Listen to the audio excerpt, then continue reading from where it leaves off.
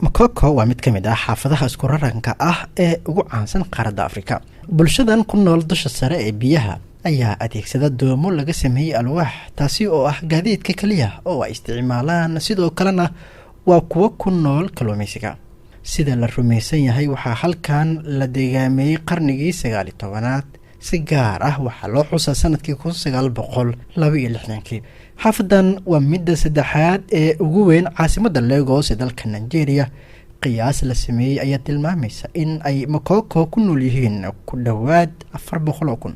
qolo yar oo si muhaajirnimo ah kaga timid Jamhuuriyadda Benin ayaa yimid magaalada Lagos oo ay xilligaasi ku noolaayeen wax ka yar 1 milyan, waxayna degeen xaafadan lagu magacaabo Makoko.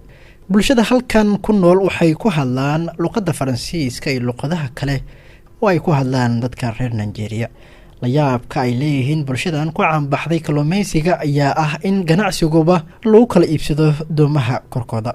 in yar ma ahaneed badi dadka degan xaafadan waa kuwa aan waxba qori karin. mid ka mid ah dhibaatooyinka ugu waaweyn ee halkan ka jirana waxa uu yahay helitaan la'aanta suuli nadiif ah.